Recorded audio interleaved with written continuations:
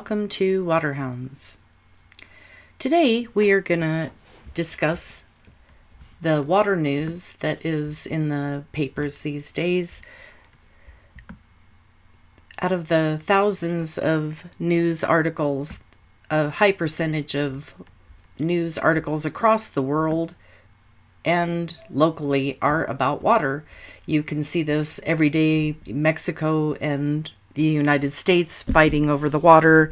Now India and Pakistan are at war, and they are using water as a tool in order to cause strife on the opposite side. But we can also see it locally. We've got subdivisions here in Santa Fe County and also in the East Mountain area that are causing a lot of neighbors to be concerned that the developments are going to cause a lot of stress on an already stressed system. This one here is in southern Santa Fe. I think it's actually in the county. Rancho Viejo is the name of the area, and they're proposing 264 lots on 212 acres. But you don't even have to go that far. You can look to the Campbell Ranch development.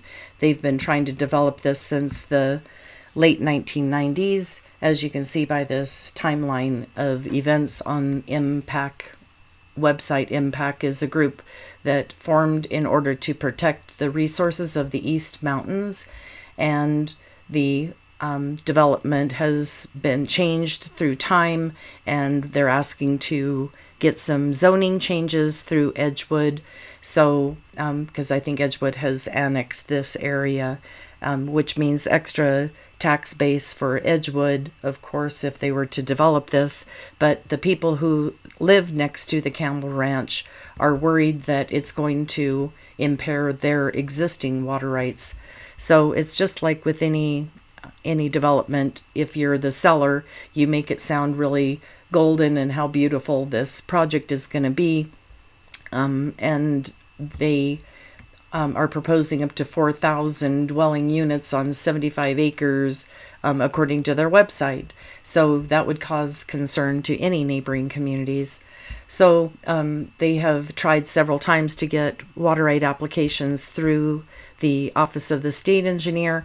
Under Aquifer Science is the most recent application that was denied by the state engineer because they could not prove that they had source water for up to 40 years. So that did not stop them from coming back, though, and wanting to continue this. So they have again asked for rezoning, and I'm sure there will be another application through the Office of the State Engineer in order to provide the water for this development and Campbell Farming Corporation. A lot of local residents, including these that live next to the Campbell Ranch, have been very active and vocal and trying to get everyone to understand the impact that it's going to be on the surrounding communities. So they're making sure that they're at all of the zoning meetings and trying to fight back at what is moving along. Of course, the people that own the Campbell Ranch development are wanting to make their money back and also provide housing, which, of course, New Mexico desperately needs. And so anyway, we've got that stress on the system, but then you also have all of the wind farms and these trucks that we see going up and down the roads. Many, many, many, many trucks, many, many days, 24/7, 365 days a year. They're using it for dust control and for concrete, making concrete. And of course, the water is coming out of the Estancia Basin and is being taken to develop these wind farms.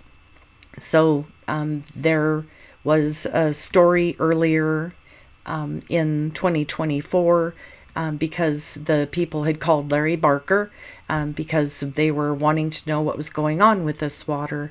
Everybody is paying attention because it is one truck after another that are taking trucks, and then they come back and they fill again, and then they head back the other way. So the state engineer did an investigation and found that the water was being pulled from the Estancia Basin up by Stanley without a permit. And so they did ask for the irrigator to cease what they were doing until they could get a permit. And so it's not that they didn't have a water right, they just didn't have a permit to be selling the water. That water was to be used for irrigation.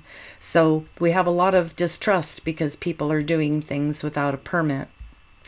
And then you have the cannabis farms, which these farms down by Estancia, we saw them go up just daily. They were building more and more and more of these greenhouses. And it turns out that the person that was given the permit to grow here in the Estancia Basin had just been kicked off the Navajo Nation and was kicked out of other states for illegally acquiring water to grow the cannabis, which at the time he didn't have a permit to even grow the cannabis, as he said it was for ceremonial purposes and didn't need a permit to grow cannabis. So there's, it's not a whole ton of water that's used in the greenhouses, but these are, again, illegal diversions and just additional stresses on the system. And so, as we see that we spend most of our time in drought, this is showing the drought index, the portion of New Mexico's land area that's affected by drought, and the redder it is, the worse it is. And as you can see, since 2020, we've been having extreme problems with precipitation, and we are probably never coming out of this drought situation, especially with all the solar farms going up. That tends to heat up and dry up the atmosphere. So Estancia was the most recent municipality around us that was asking for help because their primary well was going bad in 2024. They came to the state to ask for help, and they have applied for Water Trust Board money. I know that application was filed because I saw it pass through my desk. But this year in 2025, the situation got so dire that they called for an emergency meeting regarding the low water levels in the tanks.